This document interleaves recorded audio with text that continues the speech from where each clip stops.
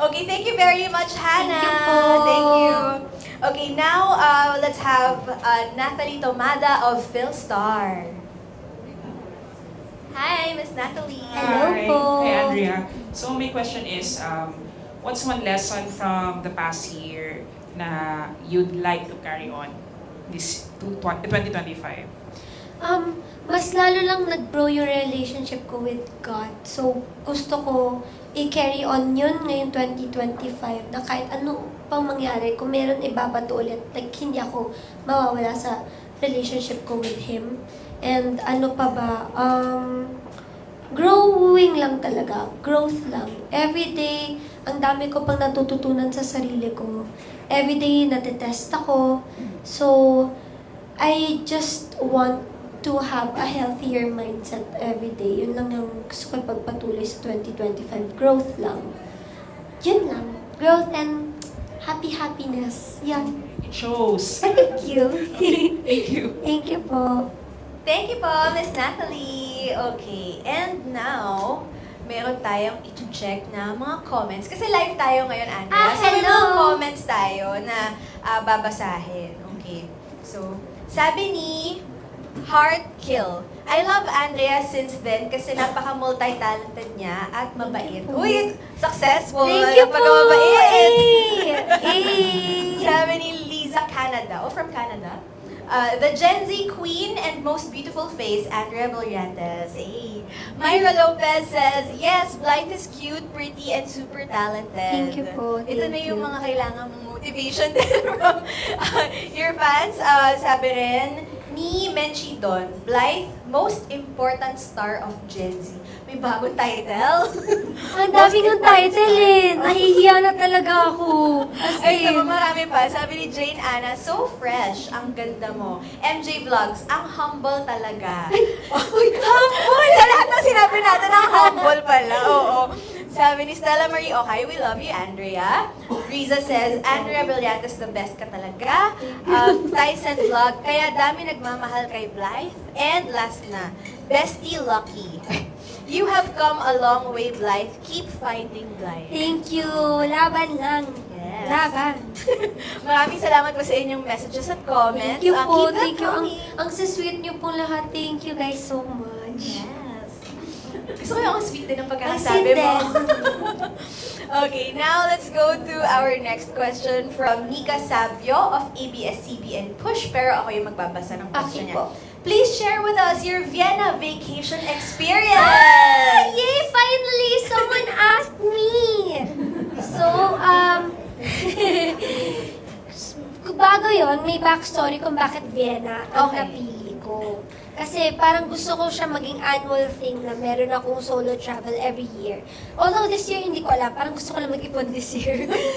Parang medyo pahinga muna. Pero anyway, napili ko ang Vienna kasi nagre-resonate ako dun sa kanta ni Billy Joel na Vienna. Yung Vienna waits for you. Slow down, you crazy child. You can be everything you wanna be before your time. Kasi 2024 naman, parang ang dami kong gustong gawin. Pero so little time lang talaga. Ang dami kong gusto dito ako, dito ako. Ang dami, lahat tinatry kong i-juggle. Tapos, kailangan ko lang mag-sit back nun. Tapos, bata pa din ako. Tapos, nakaramdam ako ng pressure na parang, tama ba yung ginagawa ko lahat na ngayon na nasa 21 ako? Enough ba yung mga na-achieve ko ngayong edad na to? Itong may mga goals kasi ako na marating kapag tanda ako. Tapos tinitingnan ko, kung yan ang goal ko pag 30 ako, dapat ito na ako ng 21 ako. Hindi parang gumagano na ako. Tapos lagi ko yun piniplay. Kaya plinay ko yung Vienna talaga para lang slow down. Slow down ng Ang aga ng quarter life crisis diba? mo. Sabi ko din, diba 21? parang 21 pa lang ako. Enjoy. Minsan kasi, parang ang hirap nung pumasok ako sa business na biglang pressure. Kasi may business na yun, may pinapatakbo kang negosyo. So parang may pressure din. Tapos syempre ngayon na nakakita ng mga numbers, ganyan. Apakahina ko pa naman sa math. So like talagang nagugulat lang ako sa lahat na nangyayari nun. Tapos yung high street pa and everything, lahat na nangyayari, So, nag-Vienna ako just to slow it down. Tapos, alam mo, nag-enjoy lang ako doon. Tapos, ang cute-cute nun. Kung hindi nyo napanood, may vlog ako doon sa Madrid ko, nung sa Spain. May vlog akong nirelease nung solo travel ko. Kita nyo yun, na ako lang, ganyan-ganyan. Tapos, meron ako na-meet na dalawang girl na kaedad ko. Tapos, strangers lang sila. Pero nag-click kami. Tapos, we spent the night together. Sobrang happy, girl to girl lang. Tapos sabi ko, you know what? Ikikwento ko to sa magiging future kids ko na alam niyo yung mom niyo nag-solo travel and she met two wonderful girls. Hindi ka Ganyan, natakot? ganyan. Na baka Hindi. scammer, gano'n? Wala eh. Parang, kapag natakot ka, parang mamimiss out mo yung ibang fun sa life. So, talagang go. Tapos yung girls na yun, tiga, Vienna. So, sakto, pumunta ako Vienna, tapos minit ko sila. Nag-spend din ako ng Halloween with them. Then after dun, nag-Prague ako and nag-Budapest ako. Sa Budapest, iba naman yung song ko dun. Mouse in Budapest na, mine and treasure chest. Tapos nood lang ako sunset, ang saya. Super fun. Sana talaga meron akong ma-encourage sa mga kwento ko na mag-solo travel. Kung kaya ko guys, kayang-kaya yun. Lagi ang dami nagtatanong, hindi ba mahirap, hindi ba nakakatakot? Mahirap, nakakapagod, at nakakatakot. But I do it scared. I do it alone and scared. And I have fun while being scared. Siyempre nakakatakot siya bilang babae. Tapos target pa naman ako, 4'11 lang ako, Asian ako, di ba parang, pero wala, alam mo yun, malakas din kasi yung belief ko na I am divinely protected. And wala, I do it scared, guys. Swear. Yung scare na yun, magiging F-U-N. Fun. Kinabahan naman ako doon. Kayo rin, aminin. Ang kinabahan ako doon, Andrea. Oo. Hindi, pero totoo yun. Pwede namang scared tayo, nervous tayo. Pero ang mahalaga, gawin mo pa rin. Oo, wag mong hayaan na matalo ka at matigil ka ng takot mo. Oo, tama. Okay. Tsaka, grabe pala yung influence sa'yo ng music, ha? Super, I love music. Ayun din, hindi alam ng mga tao sa akin. Mahilig ako sa music. Dahil lang sa lyrics, napapunta ka ng halfway around the As in, like, lumaki talaga ako sa music eh. Lumaki ako sa music talaga. Naka-rely din ang mood ko sa music. Malaking part ang music. Parang kung may heart ako, 80% on music. I love music talaga. Super. Kaya lagi ako nasa concerts. Ah, yes! Hindi ako, It yung makes sinasabi sense. nila na bida-bida and madamot sa tickets and everything. I appreciate music. I love music so much. I aspire to be a musician one day. You know, isa sa first kong pangarap talaga, maging pop star. Kaya nung kumakanta ako, yung mga ate ko, binuli ako, sabi, huwag ka na kumanta, sintonado ka. Eh, di wag, naging artista ako. Kasi sabi, sintonado ako. Pero, I love talaga music. Music is life. Napanood ko nga yung interview mo with Ate B, Miss Bianca Gonzalez. Sabi mo Yes. kapag nagsa-self, yung me time ka, Me time kailangan ako. talaga nakikinig ka ng music. May music lang ako. Oo. May music lang ako. Pagkagising ko music. Hindi ko kaya mag-shower na walang music. Hindi ko kaya Sometimes, ang road trip ko, 4 hours, kunyari, La Union, naka-music lang ako, naka-headphones lang ako. Kapag mag-isa ako naglalakad, papuntang mall, naka-music lang ako. Oh. Okay, dahil dyan, isang song nung nanalo kang most, or di nanalo, naging top 1 ka, na Most Beautiful Face. Ano ang theme song mo dyan? Hala! Oo nga, no? Bigyan mo kami ng isang theme song mo for that mood. You're way too beautiful, girl. Charot, siguro yun. Pwede, Pwede. pwede. Oo. O kaya, ano pa ba pwede? Ang nakikinig ko kanina, in-envision ko kanina nung... Ayun din, all eyes on me when I'm walking. Ayan, don't hate me cause Yan, don't hate. beautiful. Sakto! Sakto! Don't hate me cause I'm beautiful. Yay. Kahit anong pagpipilit na hindi ko daw deserve yun. Remix Don't pala. hate me cause I'm... Oh, diba? Nakasample pa si Andrea. Thank you very much, Genial Krishnan. Maraming salamat. Okay, now let's go to our next question. Again from Nika Sabio.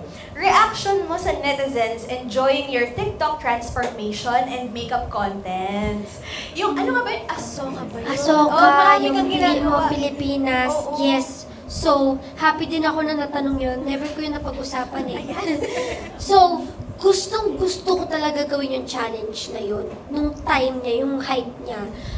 Busy lang talaga ako sa taping noon, yung High Street. Kasi, ang bigat kasi talaga ni Sky. Medyo kapag magte-taping ako, medyo naka-pause talaga yung life ko kapag si Sky eh. Nung senior high and high street, ang bigat niya kasing character. At ang bigat ng tinatakal niyang issues. Gusto ko yun, guys. Kaya lang, ang dami kasi mga nagsasabi na hindi ko to nagawa dati, kesyo ganito, kesyo ganyan. Hindi ko na siya nagawa kasi wala akong time. Tapos, meron akong idea talaga kung paano ko siya gusto gawin. Dapat pupunta pa ako kay Wangot. Nakaschedule na yun and everything. Napagpaalam ko na, nagawa ko na lahat ganyan. Kanino ka pupunta? Wangot. Gusto ko siya isali. Tattoo artist. Yes, gusto ko talaga siya isali doon. Meron talaga akong vision nun. Alam to ni Mama Eds, nakaayos na to talaga dati. Hindi lang kinakaya kasi. Tsaka hindi yata nare-realize ng mga tao na mahal gumawa ng content shoot. Yes. Ang mahal niya, tapos yung mahal pa na budget ko ay napaka-friendly budget na yun. Pero ang mahal niya, I think after nung issue recently, na-realize ng lahat kung gaano kamahal yun, no? Nung may isang issue rin. hindi ko alam yun eh. Pero basta mahal Hindi siya. naman related sa'yo. huwag Oh, kang okay mag-alala. lang. Woo! Charot lang. Ang mahal niya, grabe yung effort niya. Tapos ipipilit ko lang. Ako kasi, kung hindi magagawa yung vision ko, wag na lang. Yes. Kung magiging pilit, wag na lang. Yun yung nangyari sa amin nila Mama Eds, yung team ko. Wag na lang kasi hindi kaya, kapos sa time. Wag na lang. Kaya nung naisip ko yun, wag na lang, ilalagay ko to sa end of the year bilang recap, bilang rewind na lang. Tapos, kaya ako may rewind. Actually, para lang yun sa Pili Mong Pilipinas. It just needed to make sense. Kasi kung out of the blue na lang meron akong Pili Mo Pilipinas, yun yung parang, bakit? So, kinumpleto ko yung mga naging sikat talaga that year. Yung Asoka, yung Marimar, yung 10 Minutes, para man lang maituwid ko yung Pili Mo Pilipinas. Ginawa ko siyang isang buo na rewind. Para lang make sense na it's a 2024 rewind of the makeup trends. So, ganyan yung pinag-iisipan. Yeah, Bawat 3 content, days yun. no? 3 days yun dire-diretso. Sa isang araw na pagsiksik na namin yung halos 3. Tapos 33 yun na mga palet. Tapos ako lahat nag-choreo nun. Nag-send ako agad ng mood board kung paano gagawin para dire-diretso na lang siya that day. 33 na palit. Grabe. Inisip ko palang napapagod na ako. Ikaw ginawa mo talaga. Tapos kinabuka, wala pa kaming tulog doon, parang natapos kami mga 1 na or something. Diretso kami, Zambales, para punta doon sa Marimar. Yun siya. So, thank you so much at nagustuhan nila yun. Talagang vision ko na yun dati pa. Hindi ko lang siya naisingit. So, nasingit ko siya sa end of the year. Buti na lang. Talagang na-push mo pa rin. Naging worth it yung yung nailabas sa pera. Yes! Yes. Ito naman last question from Nika Sabio. Go. So far, favorite mo yung mga questions niya. What can we look forward to on your projects this year? This year, well, maliban sa, I'm sure makikita nyo din ako sa TV anytime soon, madami din pa ako magiging releases for Lucky Beauty na super excited ako doon. At madami pa pong iba. Madami kayong maaabangan sa akin this year. Yun na lang ang masasabi ko. So hardworking naman po ni Andrea, for sure. Ang dami nating aabangan. And this one naman is from Kapamilya Online World. Medyo connected doon. Ano-ano ang career goals mo this 2025? Career goals ko. Ewan ko, tulad ng napag-usapan natin na mahilig ako sa music. Ewan ko, siguro mag-try? Ewan ko. Why not? I think kung kaya kasi shy talaga ako. Ano if ever? Like, anong... Ang kapal-kapal ng mukha ko, pero pagdating doon talaga shy ako kasi alam ko hindi ako singer. Mhm. At lalo na ang standard dito sa Pilipinas, singers tayo lahat mga Pinoy, di ba? Tapos talaga ang magagaling, talaga mga birit, ganun. Hindi ako talaga yun. bare minimum lang talaga yung kaya ko ibigay sa voice. Pero may passion talaga ako for music. So, Anong genre, if ever? Anong yun din mo? kasi ang mahirap. Hindi din ako yung... Hindi ko alam if papasok din ako, tatanggapin din yung genre ko sa music. Kasi lumaki ako sa parokya. So, rock to rock? Ganon. I love parokya so Okay. much.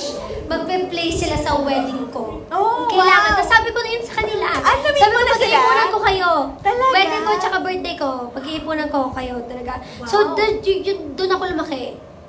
Medyo playful, medyo ano. Tapos lumaki ako sa parokya and Taylor Swift. Okay. So, kung pag-iisipin nyo, paano yun? Si Taylor Swift, ang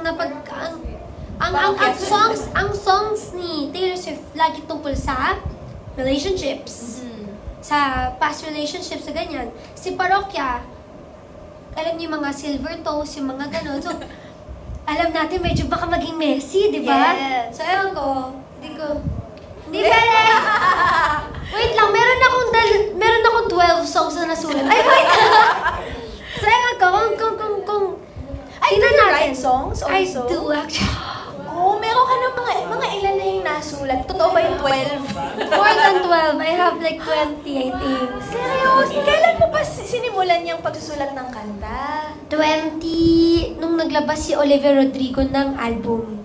Oh. Tapos, fan ako ni Olivia. Na-inspire ka doon? Narinig niyo yun? Fan ako ni Olivia. Fan ako. Totoong fan ako ni Olivia. Anyway, so nung naglabas siya ng album, talaga, napakalaking bagay ng music sa akin. Para lang, alam niyo yung love story ng nanay at tatay ko, nagsimula sila, dinate ng nanay ko. Kaya kami nabuo lahat kasi si mama na in love sa tatay ko dahil rakista. Oo, kakista yung Ganun tatay mo. sila, ganun na love story. So doon ako Okay. lumaki. Ang first song na natutunan ko ay Beatles. Oh, okay. So anyway, lagi may passion talaga ako sa singing. Frustrated singer na lang siguro, ganyan. Tapos nung naglabas siya ng album, sabi ko talaga, ang galing talaga ng mga tao nakakapagsulat ng mga kanta. Lumakad pa ako kay Taylor Swift. Tapos napanood ko sa isang interview kung paano siya nagsusulat, sabi niya, kailangan mo lang mag-start. Hindi siya parang, ay, okay, sulat ako. Hindi siya parang ganun daw, kailangan mo mag-start. So, may isang araw sa kotse ko, papuntang taping, naging intentional lang ako. Habang nakikinig, sabi ko, sige, sabi mag-start. Sulat ako. Tapos hanggang sa, nakabuo ako na isang kanta. Tapos hanggang sa dumami siya. Tapos ano yung pandemic nun. So talagang lock in pa. Nakagawa ako ng madaming kanta talaga. Habang nasa motor, nakakagawa ako ng chorus, ganyan. Tapos, ayun, hindi, lagi lang ako inaasar ng friends ko kailan ko ilalabas. Ano din kasi ako, hindi din ako magaling sa instruments, so mahirap. Lagi lang melody, alam ko lang kung ano yung sound niya sa utak ko. Oo. So medyo mahirap lang. May mga gano'n naman talagang Yeah. nagsusulat ng kanta. Ewan diba? natin. Hindi naman kailangan We won't know. naging instruments din. Will this be the year? Ewan ko. Naghahanap din kasi ako ng tamang timing na, alam mo yun, timing sa songs ko kung kailan yung pinaka-appropriate time. Yun, ang inaano ko. Ewan ko. Uy, pero alam mo, support Siguro kita konting dyan. pilit. Kapag pinilit ako, madali lang ako kausap eh. Shoutout po sa Sir Jonathan Manalo. Mapilit lang ako ng konti. Ganyan, diba? Para kasi sige na nga, pinilit ako eh. Para masabi na hindi ko to ginusto, pinilit nyo ako. Sige na nga. Gusto nyo marinig? Okay, fine. Uy, pero supportahan natin si Andrea. Kasi huwag mong isipin na ano lang, na baka hindi magustuhan, gano'n. Kasi usually talaga, yung musicians, they write songs not to please other Yeah, people, actually, but pwede siyang to open express. din, to Oo. express. Yes. To express yourself or to send a message that you really want to send across. So, Yeah. push mo yan kung gusto mo, try mo lang. In another life, lagi ko sinasabi, in another life, rakista ako. Pwede. In another life. Kung gusto mo, go. In Yes. another life. Okay, now let's go to the question of certified kapamilya. Yes. Ito naman, hindi, medyo same din. What are you most thankful for 2024? And what do you look forward to the most this 2025? Parang, sige, may gusto So, ka bang 2024, pinaka-thankful lang talaga ako sa, ang dami kong natutunan talaga growth talaga. Ang 2024 was full of realizations and growth and being uncomfy. Ngayong 2025, I'm looking forward sa mga natutunan ko to 2024 kung maa-apply ko ngayon. Ngayon naman, puro siya realization, puro siya internal work. Ngayon talaga, pag-a-apply na talaga ng mga natutunan ko kung kaya ko pa ba or healing na naman ba ulit, ano ba mangyayari. Like, excited lang ako sa kung ano meron ng 2025 for me kasi pinagpe-pray ko din naman yung lagi kay Lord na parang kung meron pa akong mga kailangan baguhin, parang i-reveal mo sa akin kasi lagi akong kapag may mga nangyayari, nagiging thankful na lang ako kasi okay, this is another chance to grow, this is another chance to learn. So, 2025, di ko alam, healing, growth, or happiness ba? Sana, happiness? Ewan ko, love, I don't know. Excited lang ako. Pero 2024, thankful din ako dun. Hindi ko talaga na-expect yung top 1. Like talaga, tahimik lang ako nun eh. Alam mo yun, tahimik ako nun, masaya lang. Tapos, uy, galing mo talaga, Lord, no, may pahabol ka pa talaga. Yun talaga sabi ko, may pahabol ka pa? Yan tuloy. Mayabang na ako. Yan ang thankful ako sa 2024. Happy ako sa lahat na nangyari. Alright. Okay, now let's go to the next question from Trisha Matias of Metro.style. You are a low-key K-drama fan. Since Philippine adaptations of Korean dramas are even more possible today, given a chance to star in a local remake of a Korean series, which drama do you want to work on and why? Ayoko kasi sabihin eh. Baka hindi matuloy. Hindi matuloy. Kasi alam ko kapag nabigay sa iba, may mga magsasabi, di na ko ni Andrea Villantes. So, parang yung pride ko lang. Okay. So, kapag nakuha ko na lang siya, nakuha ko, gaganon na lang ako. Pero meron talaga akong in mind. Later, bubulong ko sa'yo. Meron talaga akong in mind na talagang, kung meron mang gagawa niyan, dapat talaga ako. Mabibigay ko talaga yung buong pagkatao niya kasi ako yun eh. Ako talaga yun. Naiyak talaga ako. Ngayon palang naiyak na ako. Kailangan ko siya makuha. Parang kunyari, ano na ako, mangyari yun pag 30 na ako, tapos kunyari, ewan ko, 35, tapos sabihin natin, for example, baka din ako nag-artista or what, or like, alam mo yun, doon ako sa anak ko or something. Kapag nalaman ko na i-remake, Babalik ka. Babalik ako! O kaya kapag may problema, hindi kasi ma-produce, ako magpo-produce! Ilabas mo! CEO ako! Lucky Beauty, meron ba tayong extra money na? Ako na, bigay mo sa akin, gagawin natin tong project na to, akin na yan. So, wait, nabigyan mo na kami ng clue. Yung drama, Wag! medyo may edad. Kasi sabi mo 30 to 35 eh. Hindi naman. Hindi Hindi naman. Hindi naman. Okay. Kasi sabi mo Actually, babalik may ka dalawa eh. May dalawa. dalawa. Yung isa, medyo ngayon pa lang, nasa acceptance stage na ako na medyo malayo. Medyo, mahina. May nagsasabing... Kasi ako liar eh. Basta ito, Nakuhuli talaga ako sa facial expressions ko. kahit anong sabihin ko, huwag kang mag-react. Pero Hindi gusto ko ko lang kaya sabihin... yun.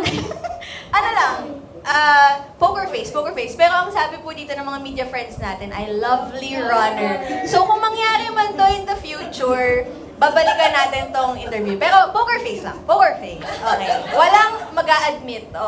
You will neither confirm nor deny. Oo. Lovely runner. Nakatawa ka. So, hulaan din natin yung iba. Minority. Sinabi niya off mic. Hindi natin sasabihin ko ano yung sinabi niya off mic. Pero I'm sure, lahat Hindi yan ko yun excited. nakuha. Walang mga asar ah. Walang bebelat sa akin ah. Ano kayo pakiramdam ngayon na hindi niya nakuha? But as a fangirl nga, talagang feeling ko, ang dami makaka-relate doon. Yes. Kailangan talaga ako. Ako talaga dapat. I-manifest mo na talaga. Kasi ayun nga pumunta pa nga ako mismo sa bahay nila eh. Nung nasa Korea ako eh. Oh, ganong level. Oo. Like, ocular na po siya. Oo. Ako na lang please.